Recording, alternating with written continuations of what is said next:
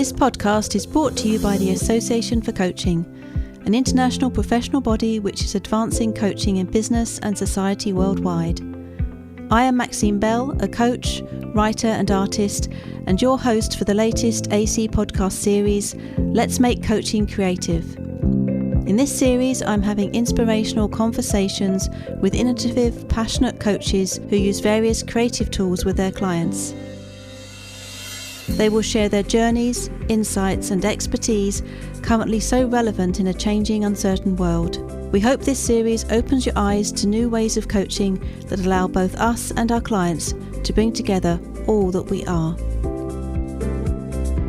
My guest today is Beth McManus. Welcome, Beth. Hi Maxine, thanks for having me.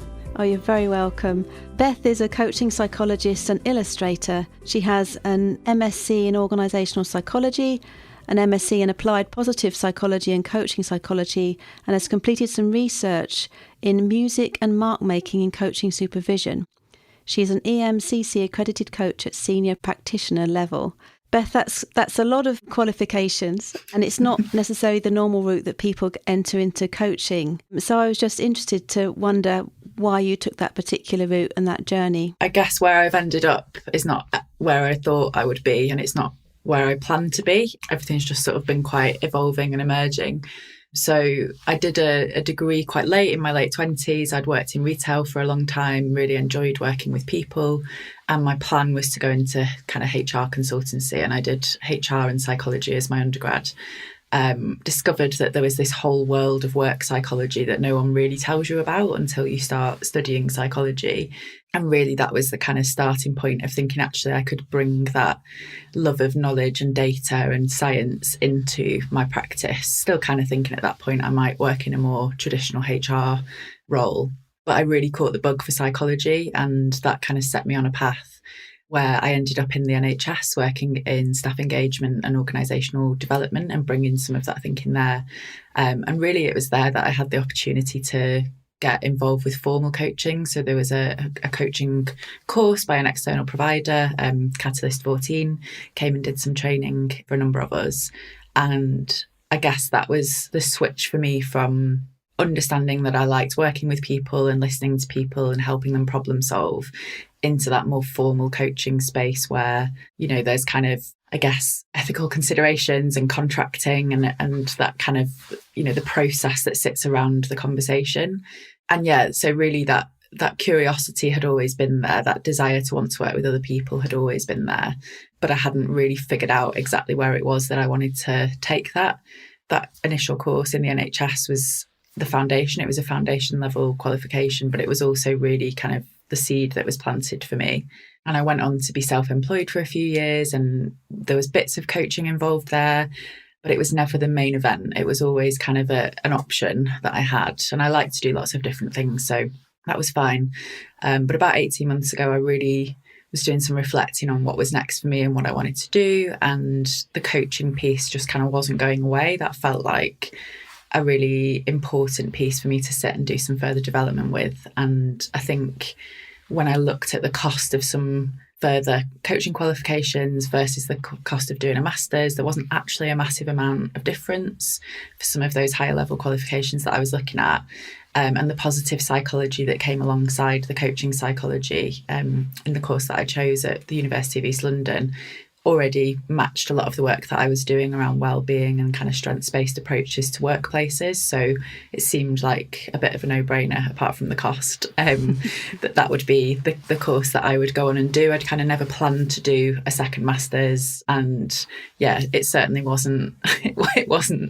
It wasn't an easy decision because it's such a big undertaking. But really, what that course was able to give me alongside the coaching made it where I ended up going. And I'm really pleased that I've done such an in-depth study, I guess, of coaching and coaching psychology as a result.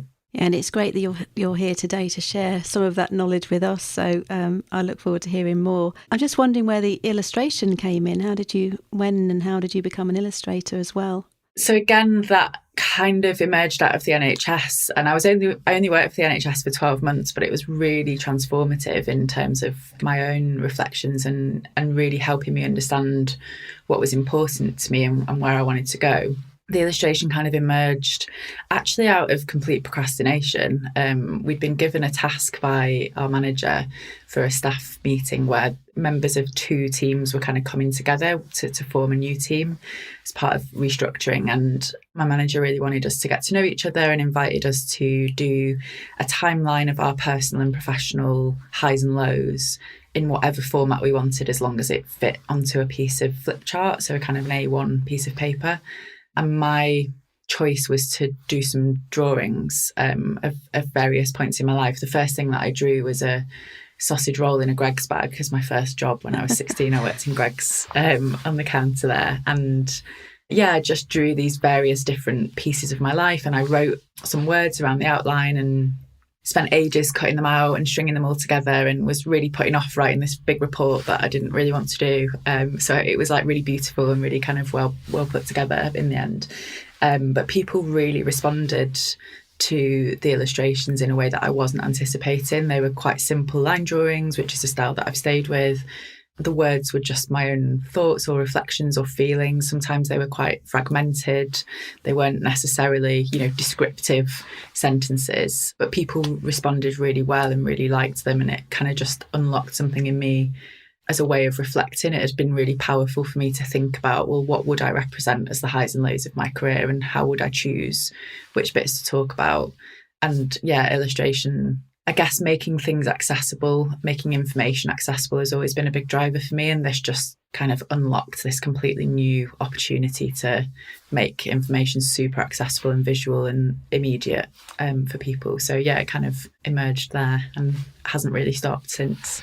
I was just thinking out, it's just lovely that you automatically went into drawing. So it indicates there's obviously something innate in you that speaks through the visual in a visual way. Is that true? Or is that something that's always been there? It's a really interesting question, because I think this is probably a little bit dramatic, but I would always say, I never picked up a pencil from being about 16 to when I was 30, which is when this happened, when I worked at the NHS. And obviously that's not strictly true. I'm sure I have doodled or kind of, and I've, written things with a pen or pencil in that time. So, but really after doing art at school and feeling very not creative and not good in that kind of formal setting of replicating, I wasn't very good at looking at an object and picking up a pastel and making it look like the object. I kind of wanted to be more playful, and that isn't how my art teacher wanted me to respond. So I didn't have a great relationship with art and creativity, and I think those two, for children in particular, are quite interlinked. So other than doodling, I'd never really drawn as an adult, and it just was I don't really know what it was. I think it's genuinely that I thought it might take me longer to do it that way than to write it out, and I really didn't want to write this report. So it hasn't stopped since. So definitely I think it was something that was quite suppressed in me from that relationship. I'd always would have said up to that point, I'm really creative as a thinker. I'm a very creative problem solver. I kind of have a balance of logic actually and creativity, but it never manifested in a visual way until then. But that's, a few years ago now. So it's definitely very present now. It's sad really, isn't it? So many of us have got some kind of story that's blocked our creativity, and that we've turned art lessons in school into being good enough or being artistic, rather than it just being about self-expression and playfulness. And this is probably something that also may get in the way of coaches that potentially want to experiment with creativity, isn't it? Yeah, definitely. And I think one of the first responses I get when I tell people that I'm an illustrator, or if creativity in my coaching comes up, is like, I wish I was creative, or I wish I could draw. People have a real block, like a real narrative that they tell about themselves, that they're not creative, they can't draw. And what they mean is, I can't look at something and replicate it exactly. And that actually isn't what it's about. Yeah, that's exactly it, isn't it? And you can also feel, though, the longing in them to be able to do that when they say that statement. So there's a lot of, just in that statement, there's a clue, and maybe potentially an invite as well to experiment with that. So it kind of leads me into into your research, because you've used the term mark making. It's music and mark making in coaching supervision, but there's something about, you particularly chose the term mark making, didn't you, rather than drawing, for a reason. So would you like to tell us a bit more about your research and why you titled it that? Yeah, sure. I think to kind of pick up that mark making versus drawing piece first, because it kind of informed how I got to what I did. I chose it because I thought it would be less problematic, and that hasn't actually always been the case. I thought that if I'd said drawing and music, that people would self-select from doing it, and that I would end up with potentially participants who felt at least comfortable with or competent with drawing. And actually the exercise was with your eyes closed, and it had nothing to do with the drawn output. So I kind of chose mark making because I felt like it might be less of a barrier to people, that actually anyone can make marks. You know, if we've got something that makes marks and something to make marks on, we can make a motion and make a mark, right? But then I had people, I think probably overthinking it slightly, who were like, oh, what is this term mark making? And really thinking that it was this sort of unknown, it couldn't be as simple as making a mark. It had to be this unknown artistic methodology that I was introducing. And so, yeah, that was a really interesting reflection, actually, that I tried to make it as accessible as possible. And in doing so, and I think part of that's probably wrapped up in it being my research and the things that people think about me, because I am an illustrator and I have that creative practice. So there's assumptions being made there that I was maybe bringing something way more highbrow than the reality was. I just wanted them to make some marks on a piece of paper. So that was interesting. And really, I knew I wanted to do something creative. I knew that I wanted my research to be on the coaching side rather than the positive psychology side, although there is a big movement around positive art and they are kind of quite heavily interlinked. And originally I thought I would do something with coaches and clients, or that I might maybe be the coach in my research and work with different clients. But there's hardly any research on creativity, academic research on creativity and coaching. And there is even less on supervision, full stop, not just creativity and supervision. There's hardly any research in coaching supervision, because a lot of it is kind of begged, borrowed and stolen from other areas that use supervision, so therapy, social work, etc. So there was a real opportunity to do something that might actually make an impact. And we were asked to write our dissertations for publication. We had to choose a journal and write and format it in the journal's style with an aim to publish if we wanted to. So I had it in my head really early. I could publish, like if I push myself, I might get this work published, and actually contributing to a field where there's hardly anything at all felt really, like a really exciting and quite important opportunity to take up, really. So it ended up being supervision rather than coaching. But I did interview, I had 3 supervisors and 3 coaches. So actually I think that there's learnings for supervision and also for coaches. So it kind of ended up being a bit broader. So the actual research might be helpful to explain what it was, rather than just rambling about some of my thinking about it. I wanted to explore using creativity in a coaching supervision setting. And this idea of doing mark making to music, I'd been carrying around for a while. I'd done it in a few different ways. I'd done mark making not to music and to music. And I think I first came across it at Manchester Art Gallery. They have this mindful marks where you can go and lie down on the gallery floor with just rolls of big paper and crayons and things. And they play different types of music, and you can have headphones on or not. And you can just lie down and draw and be around art. And it's really magical.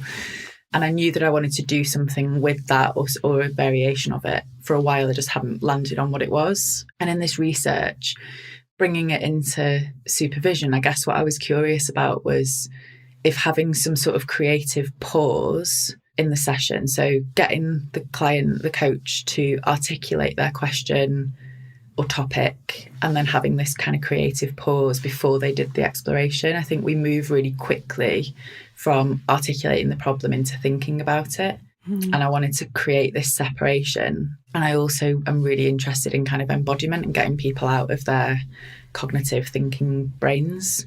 But that's where we spend a lot of time in coaching, and it's a great place to be. But it actually, we kind of sometimes lose information from our bodies. And so really the mark making is the thing that people are kind of most curious about. But the coaches had their eyes closed, and actually the mark making was just to keep them present with the music. It wasn't really about the marks at all. It was to keep them focused, and it was to move their bodies. So they were moving. I invited them to, most people kind of draw with their wrist. I invited them to try moving from their elbow or moving from their shoulder and really kind of getting into their bodies in the drawing. And at no point were they asked to share their marks. They could if they wanted to. It wasn't that, it was forbidden, but it wasn't part of the process for them to share what they'd drawn or to look at the image and sort of draw inferences from the shapes or anything like that. They could if they chose to, but it wasn't kind of invited in the script, if you like. And yeah, it was really, really interesting. I got to work with 3 supervisors who'd kind of self-identified as having creative interests or using creativity in their practice, and then 3 coaches, and they were paired based on availability. There was I didn't do any judgment of who would work well together, or it was literally just when they were available, they got paired. And it was the first time that each pair of supervisors and coaches had met, and they were able to all do relatively deep work actually together. They managed to build connection through doing this activity, although the supervisors weren't doing the mark making. They were observing. They were all virtual sessions, so they were observing, I guess, the vulnerability of their coach with their eyes closed, doing this quite silly in a way exercise and kind of dancing along to the music. So it was a really interesting way that it emerged for me. It was like lots of things kind of all converged at the same time, but it just made a lot of sense when I got to that as my research design. I was like, this is what I'm doing, if that makes any sense. Like it just felt like a combination of all the things that I was kind of interested in and wanted to think about. It's really interesting what you said about that embodied, about being very present in our body, because we live very busy lives, I think, don't we, as well? And I think that when I look at myself and other people, we're not really present with our body or being in touch. And I think that does lead in kind of supervision conversations or any conversations where you can spend 20 minutes before you get to the thing you actually really want to say. You're in this kind of waffly or speaking phase until you've grounded into the space more. So I love the idea, that thinking of yours, that you bring people really present in the moment and in touch with what they're feeling. Yeah, I think you're totally right. I remember what that's bringing up for me right now is I had to do a 30-minute recorded coaching session as part of my master's, and I was absolutely dreading it. Like normally my coaching sessions are sort of 90-minute slow rambles, and probably it's about 45 minutes in before we get to the thing that's actually the thing that the client wants to talk about. They'll bring something really practical, like, today I'd really like to organise my diary. And then 45 minutes in, it's like, oh, actually, I need to really reflect on this massive thing that's happening for me. But you kind of need that preamble sometimes to clear away the stuff that's clouding and cluttering our thinking. And the idea of doing a 30-minute coaching session and getting through an entire, I think we had to do the GROW model, like getting through the entire process and getting an action outlined and all of that really quickly was so stressful for me. Because it's like the antithesis of my approach. I found it was a really good challenge having to do it, and actually I got the best mark of the whole course of all my marks for that exercise, right? Yeah. But it didn't change my practice in terms of I still have my nice long sessions. But it is that piece that I'd observed, and when I really reflected on what is it that I'm finding so difficult about this, it was that I just didn't feel like half an hour gave the client enough thinking space, didn't give them enough time to get out of their own way.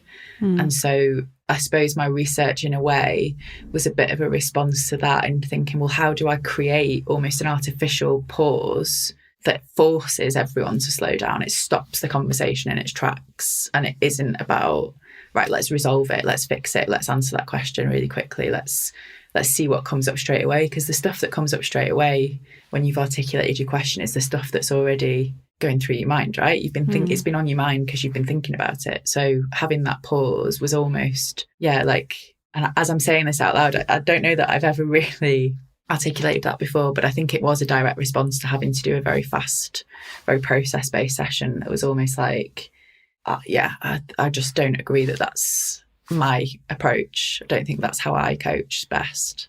And so, yeah, maybe I wanted to just justify having a really long session because it had to have this pause in it. Yeah, no, I understand exactly what you're talking about. I think I probably am similar to you in the way I coach.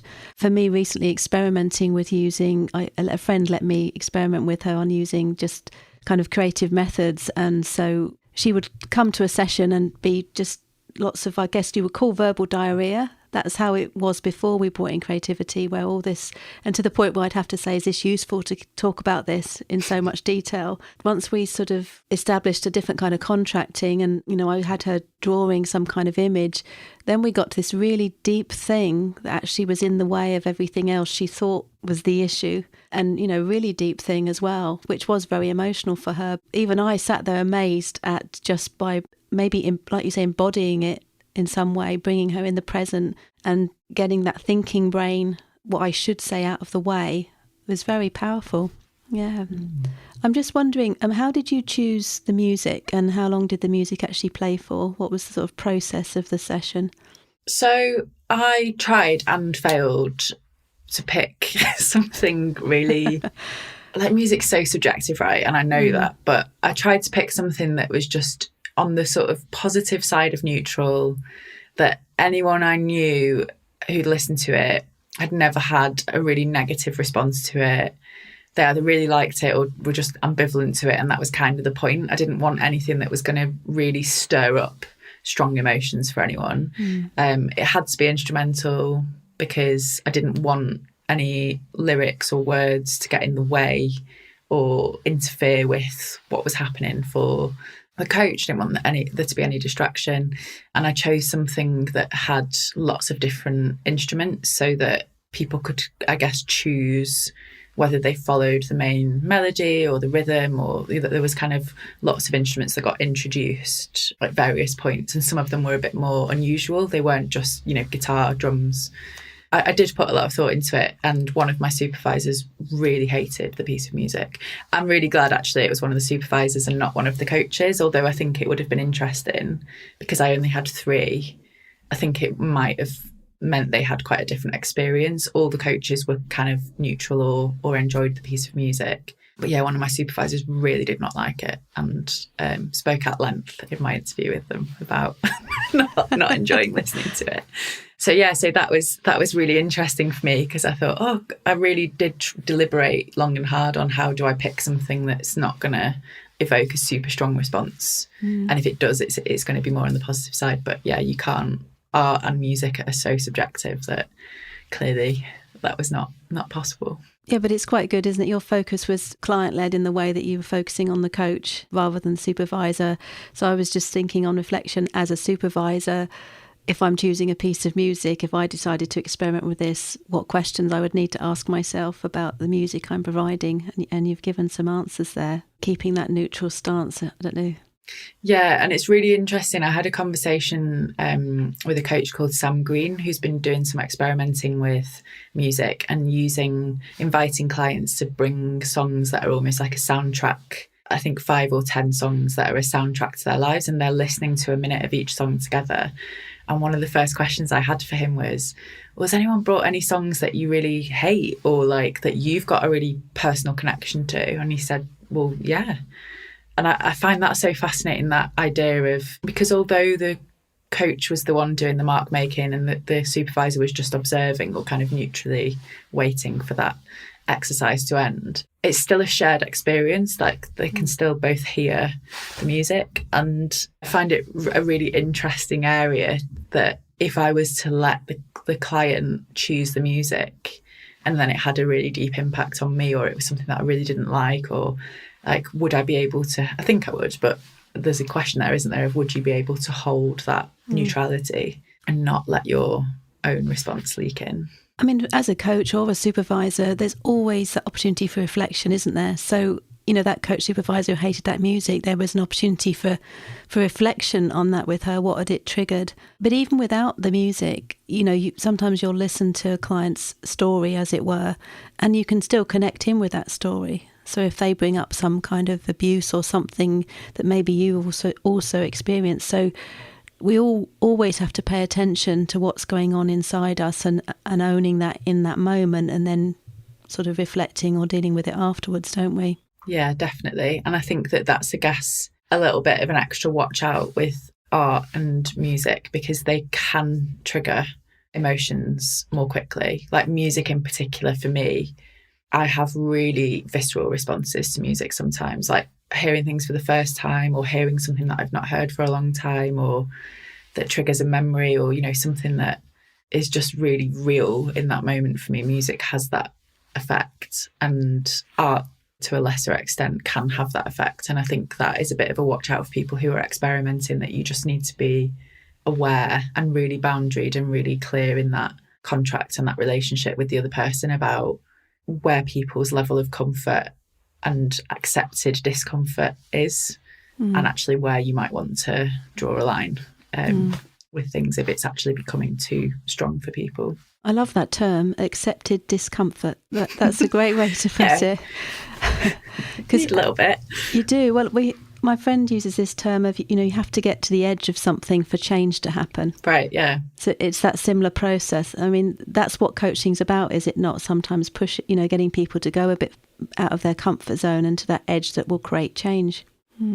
Yeah, I think if you've ever had a coaching session, and I'm sure we all have, where someone has just firmly stayed in their comfort space, very nice conversation, but they're not doing the work, and they're not letting you help them do the work in that space.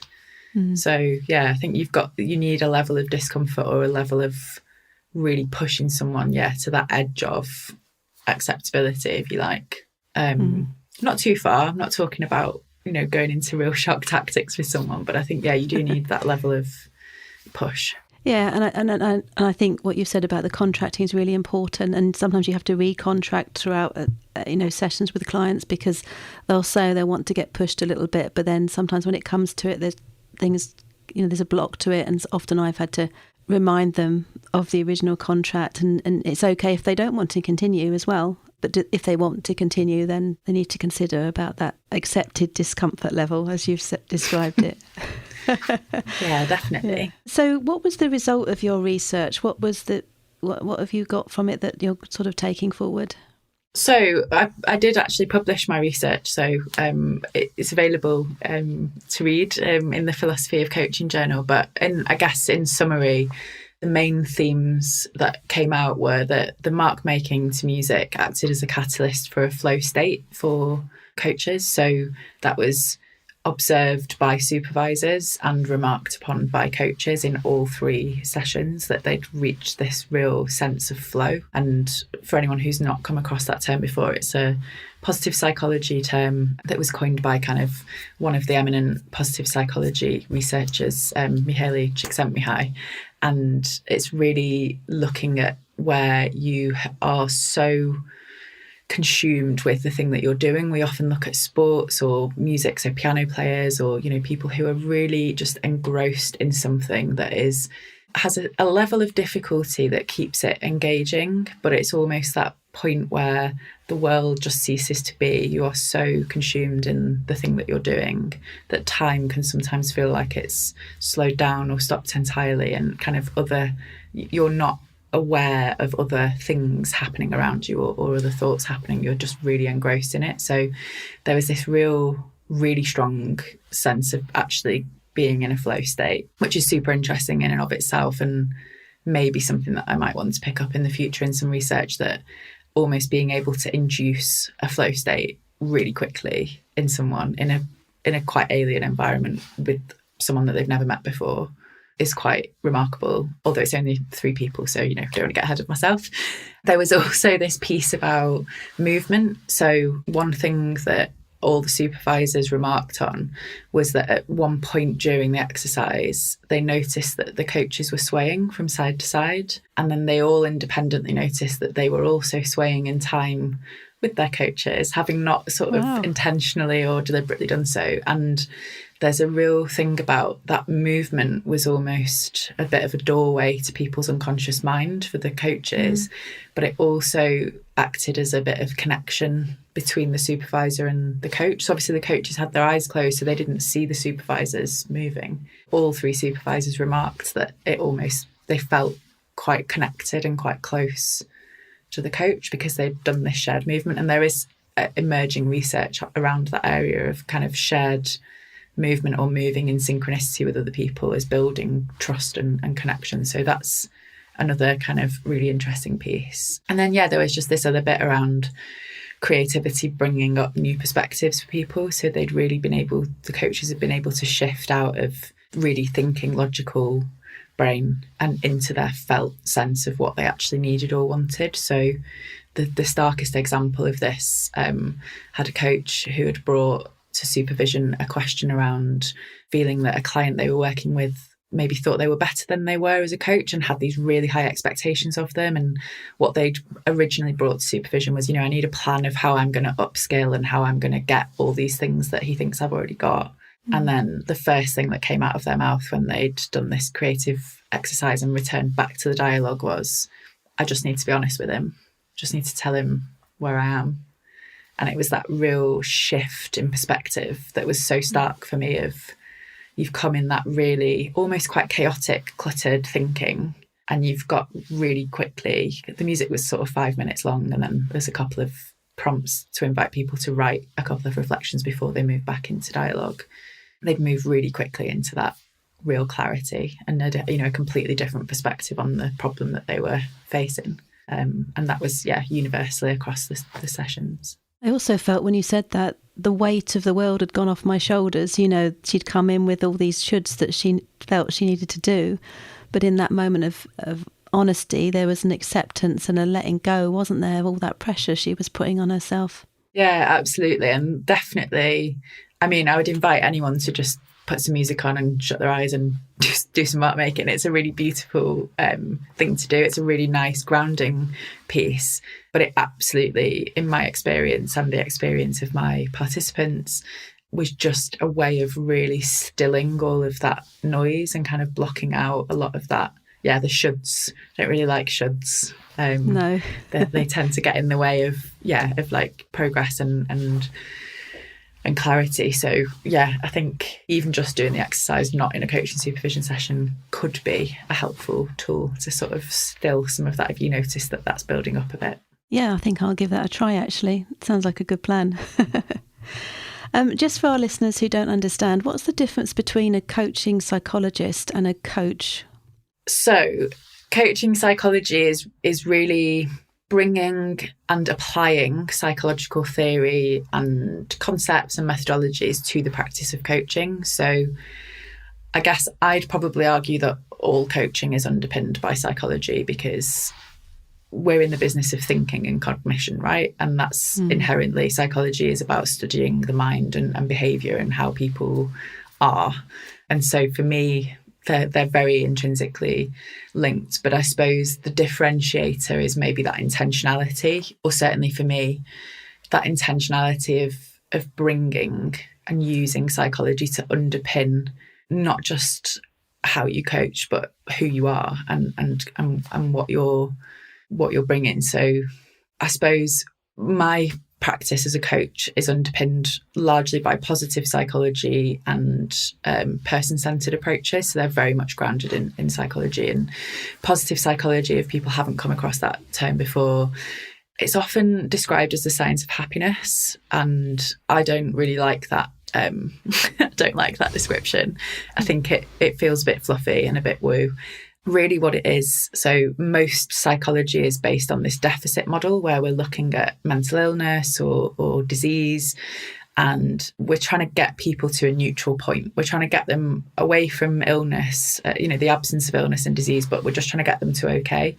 And positive psychology is kind of looking at the other end of the spectrum. So actually what exists past that neutral point of okay? How do we borrow information from optimal performance, from flourishing, from thriving? Who are the people who are doing really, really well?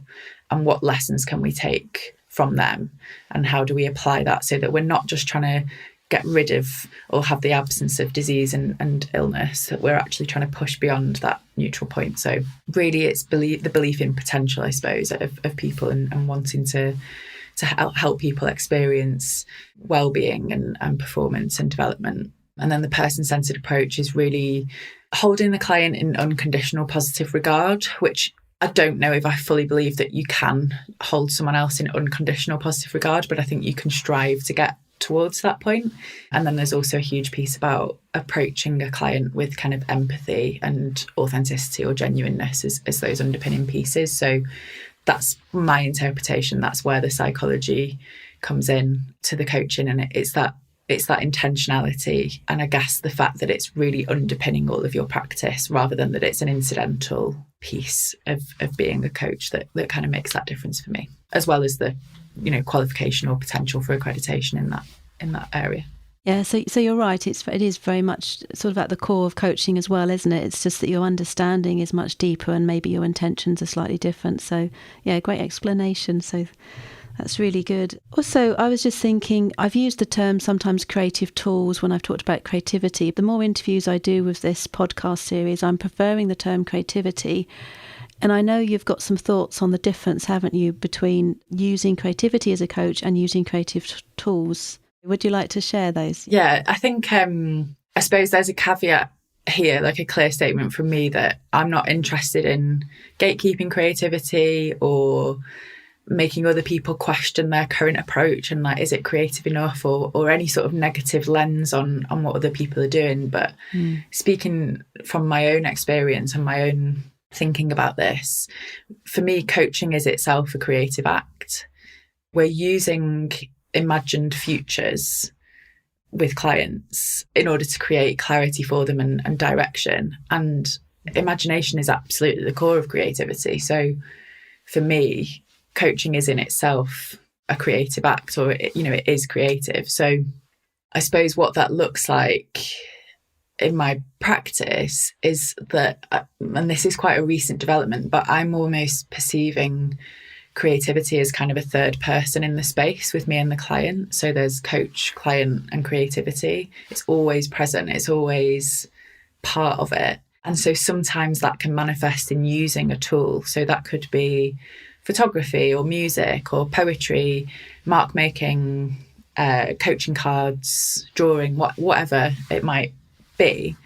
But it's got to be something that is of service to your client in that moment, with the purpose of unlocking their thinking. So for me, creative tools and having creative tools in your toolkit, and I have this real imagery of kind of carrying around like an old leather doctor's bag that's got just loads of stuff in that you might offer to your client. And sometimes it stays shut and you just lug it around kind of for no reason because you're not using it. But I think having creative tools in that way in there can be really helpful. And it's good to have a range of things because you've got a range of different clients and people respond to things in different ways. And so I think they're great for kind of experimenting with. But I also think that creativity as a coach and in coaching isn't always those overt tools. It's not always that kind of physical manifestation or observable playfulness. And I suppose I want to acknowledge, so there's a coach called Jen Gash who wrote a book called Coaching Creativity. And I read this when I was doing my research, and it was really...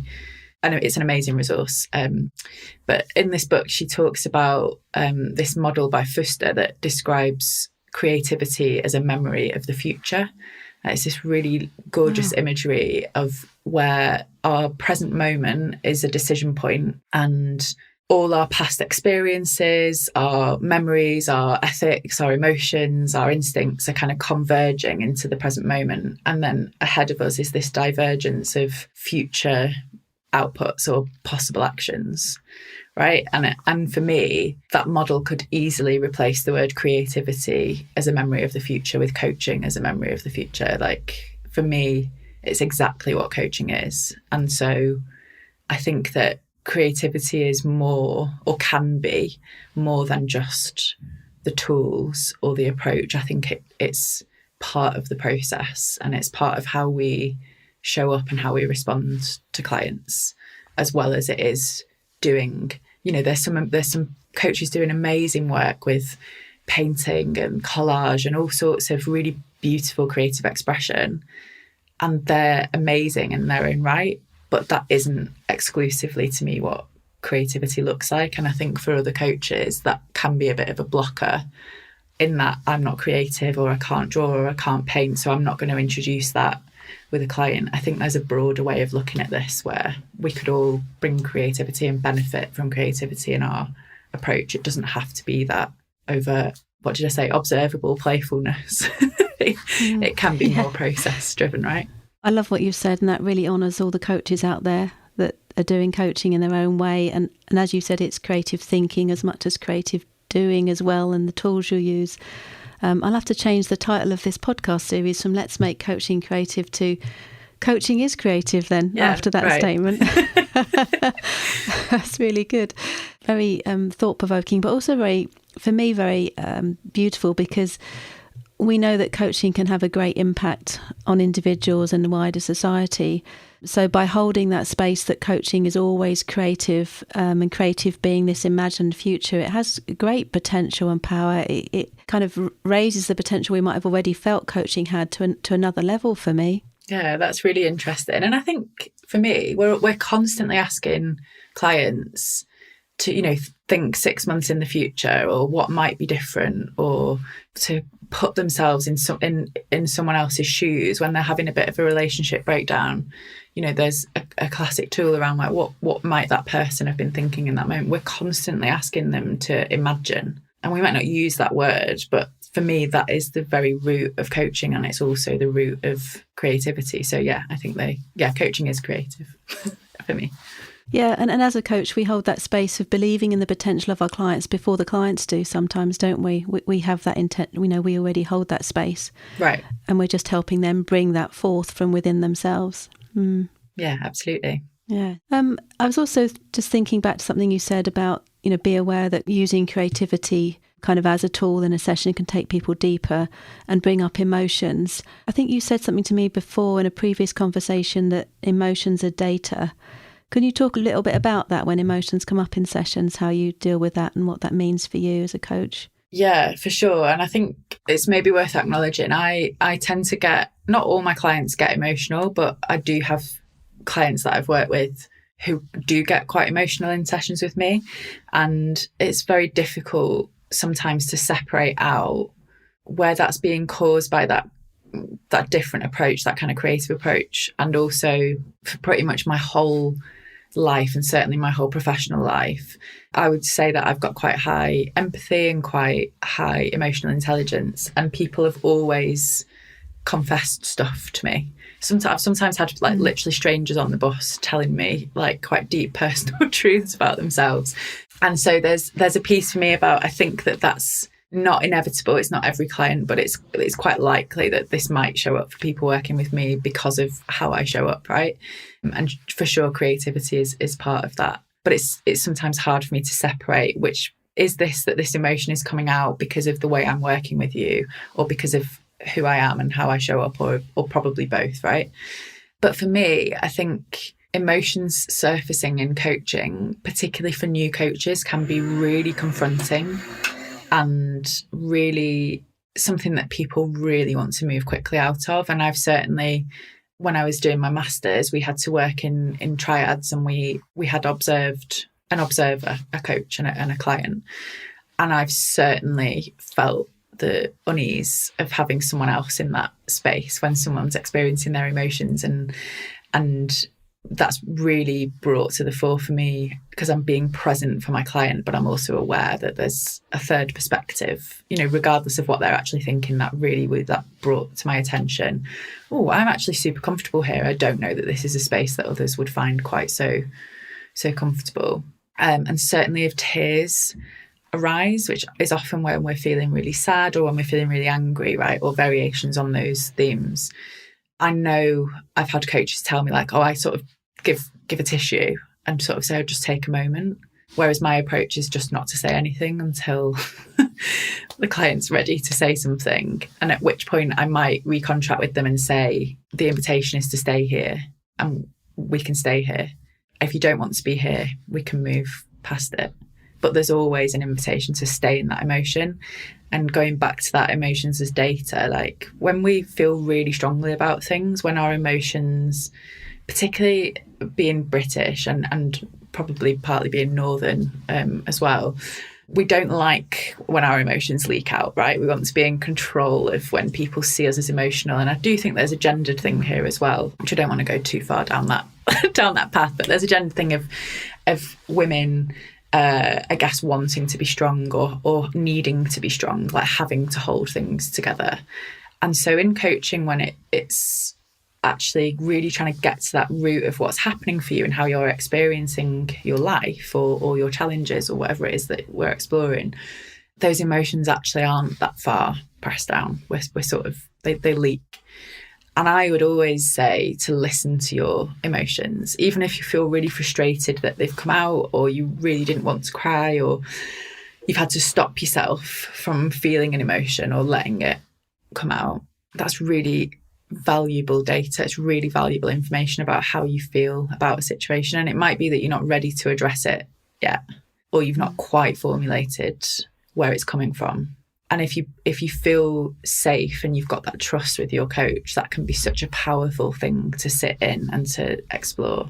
But it has to come from the client's cue. As coaches, we are responsible for the well-being of our client in that moment. And so if they want to sit in that emotional space and you feel able to sit in there with them, that's great. But if they're not comfortable or you're not comfortable, I think it's really important that we remove ourselves from that space and maybe have a different conversation about that after the emotions have passed. So it's a really difficult area to navigate, and particularly as a new coach, it can be quite scary to be really confronted with people's emotions. And the only other thing that's coming up for me now is thinking about using creativity. I think where I have used more overt creative processes or tools with people, sometimes the emotions come after the session and they tell me about it in our next session. So actually the painting or whatever it is might surface some information that has been suppressed or that we weren't aware, it wasn't in our conscious awareness. But in the moment, it's more the kind of shock or confrontation of it that comes out. And it's when that settles, or when people really have to sit with and acknowledge it, that the emotion can then come as almost a second wave, or a secondary emotion. So that initial shock might be to feel quite upset. And then a couple of days later, when that's settled, actually anger might be the thing that comes out, or a different emotion. So I think it's worth acknowledging that sometimes the emotions are present there and then, and sometimes they emerge in the spaces in between. And that space between sessions is still part of the coaching relationship for me. It's still part of what I contract for, not just in terms of the client doing work or taking actions where I don't really work in that way. But I do talk about my coaching is going to help you with your reflective practice in between sessions as well as in dialogue. And it's important to acknowledge that, because then you can bring those learnings into future sessions. So yeah, I think that's probably deviated slightly from your question, but it just feels important to note that emotions don't always show up kind of straight away with creative stuff, I don't think. No, I think it's really valuable information you've just shared, as particularly for newer coaches. I mean, I, like you, can hold that space with people's emotions, and I do talk about it. I think that's the other thing for me as a coach. I'm honest about, if emotions come up, I'm happy for you to, I'm not going to say anything, or we'll talk about it. I don't mind talking about it. And it depends what issues they come with as well sometimes, doesn't it? Right. If they just want to goal set for something, to do with work that's very simple, but probably because of my previous background as well, I do, like you, attract people that often have deeper issues. So, but other coaches won't. But I think that information was invaluable. And I think it's also important to sort of remember as a coach, this is why supervision is important as well, because then that can give us that space to talk over anything that's come up for us when a client's having emotional moments. Yeah, absolutely. Just before we wrap up, there was something that I also have been impressed by you with, is that you're experimental with some of the tools that you use and the way you do it. And I know I think, is it art galleries at the moment that you're taking clients to, that you're trying out? Yeah. I think it's the scientist, like the psychologist in me, that really I want data. Maybe that's why emotions are data to me. I want data. I want to experiment and test things out and question my ideas. I never just want to be like, oh, I've had this idea and I think it's great, I'm just going to do it. I want to like put it out there and test it and retest it and change it up and get different perspectives on things. And yeah, so I'm really experimenting at the moment. I've been doing some coaching in art galleries in Manchester. And I guess where this came from, I'm really curious about using public spaces for coaching and the ideas of silence and noise and background stuff going on, rather than it being, you know, a more traditional, quiet, more sterile environment that actually, you know, having additional stimulus. I'm super interested in that, and the impact that that can have on the coaching process, on the client's ability to work and focus and reflect. And also art galleries felt like a really easy in. They're a space that I spend a lot of time in myself, so I'm super comfortable and calm in those spaces, which felt important. I didn't want to be somewhere where I was like, I don't know how I'm going to respond in this environment, and also I'm watching how the coach responds. So that it felt like a safe place to start. There's also all this beautiful creative stimulus around and options for people to use that. So I've been taking people to art galleries, and kind of similar to my research, I've been instilling this creative pause in my session. So I've been to the gallery in advance. I've done a chemistry session with the client, so I know a little bit about them and maybe what they might bring. And then based on that information, I've made a judgment on where we start our session. So the first sort of 15, 20 minutes or so is in a space that I have chosen, where there's a seat for us to sit down or seats for us to sit opposite each other. And I've used a different space for each client to kind of see what that felt like. And then once we've got to the question or the thing that they want to do their thinking about, and again, I don't really work in a goal-focused way. So it's not really what do you want to get out of this session? It's more what do you want to think about as a question. So one person I was working with, their question was around being ready to do a course that they really wanted to do. So it's like that's what they wanted to think about. For someone else, it was thinking about what they wanted to move towards and move away from in their working life. So it doesn't have to be super, or it hasn't been super focused on an outcome, because that's just not how I work. But yeah, and then I've left them in the gallery for 20 minutes and I've given them an invitation to stay in a space. So I've maybe said, okay, I'm going to go for 20 minutes and I'd like you to stay in this room or these two galleries here. But if you choose not to follow that instruction, that's okay. You could be on the phone. You could go and chat to that man over there. You could lie down. You can sort of do what you want. You don't have to do anything. And you also don't need to tell me what you've chosen to do in this 20 minutes. All you need to know is that I'm going to leave the building. And I did physically leave the building. I wasn't spying, or I was really curious what they were doing, but I removed myself entirely. Yeah, kind of all you need to know is that in 20 minutes time, I'm going to go and stand over there. And if you're ready, then great. If you need a bit longer, I'll just wait for you.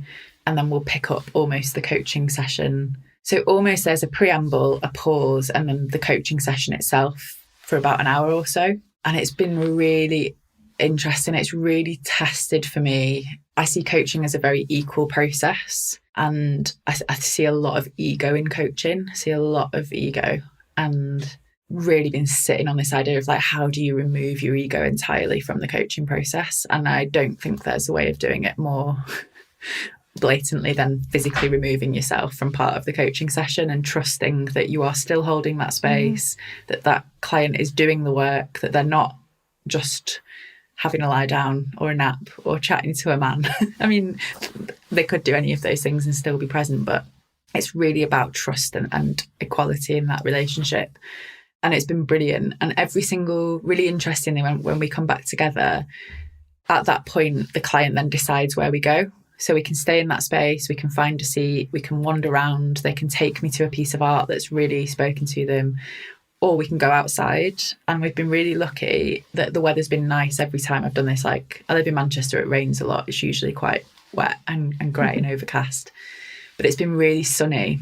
I'm really desperate to try this on a day that isn't sunny, because every single client has chosen to sit outside for the rest of the session, which is really interesting in itself, because you might expect, you know, art galleries have got so much gorgeous stuff. Not a single person has chosen a piece of art. Some of them have described a piece of art to me as, actually, this really unlock something up. But nobody has wanted to show it to me.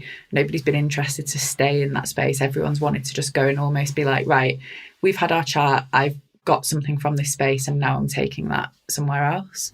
So it's been really interesting. And I think next steps for that for me, I've signed up to do a short course in psychogeography, which is all about the impact that place and space have on us as individuals and our thinking and how we relate to things around us. So I'm going to do that course and hopefully take lots of photos and do some sound recordings and really immerse myself in my relationship to place and space, and then try and bring some of that into the coaching process and maybe move out of art galleries. I'm a bit desperate to experiment with what would a coaching session in silence in a library be like, not as a gimmick. Like if you had a really good relationship with someone, you'd already worked with them before, could you coach in silence? I don't know. But I think I'd be really interested to test that out. And yeah. Oh, I could talk to you for ages, Beth. But what I got from that was that, you know, it's good to experiment. I almost feel like there's permission to experiment, but you also don't just experiment willy-nilly. You have a thought process. You've thought it out. You've thought out your experiment well, which I think is really important to do, isn't it? I'm just wondering, before you give your final words, where can people find you if they want to contact you? I'm reasonably active on LinkedIn, really happy for people to reach out to me there. And I've recently launched a monthly newsletter on there called Thoughts Illustrated, which is exactly that. It's my thoughts with some illustrations of them. And I'm kind of, maybe I share some stuff in there about my latest thinking and experimentation. I've written a little bit about this coaching in art galleries, and also some thoughts I've got about doing some gardening with people, not just to get them to come and weed my allotment, but maybe some really rich metaphors there. And on Twitter as well. So I'm at Beth Clare Mac on Twitter, and always really love meeting new coaches or anyone who's kind of interested in the work that I'm doing or might want to collaborate, or really, really open to meeting new people, supporting other people, getting to know people for in what they're doing. So please do reach out if you're interested. And thank you so much for what you've shared. I love your approach. The science part and the research part is very important, I think, for taking forward the idea of coaching being creative. So I think that's really valuable. Have you got any sort of final words you'd like to share with the listeners about this topic? I would imagine most people listening to this are at least curious about what creativity could look like in their coaching practice. So I guess I would just say go for it. And that lovely phrase, comparison is the thief of joy. Like, it really is for me. Like, don't worry about what other people are doing. Don't worry if you don't consider yourself an artist, or you've not quite reasoned with yourself that you are creative. You're not ready to acknowledge that. Maybe that's, down the line. I think just being curious about approaches and, confronting the things that you have a really strong response to, whether it's positive or negative, can teach you a lot about who you are and what you want to bring. And I think if you're going to bring creativity into your coaching, just do it in whatever way serves you, and more importantly, the way that it's going to serve your client in the moment. So just go for it would be my words. That's wonderful. Thank you so much, Beth. Thanks, Maxine. Thanks for listening to another podcast by the Association for Coaching. I have been Maxine Bell.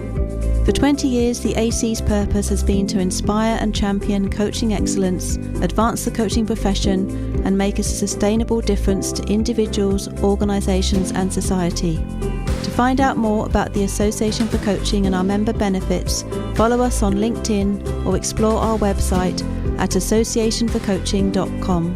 You can keep up to date with our latest podcast episodes, enjoy the wealth of digital learning offerings, and gain insights from our Coaching Perspectives magazine.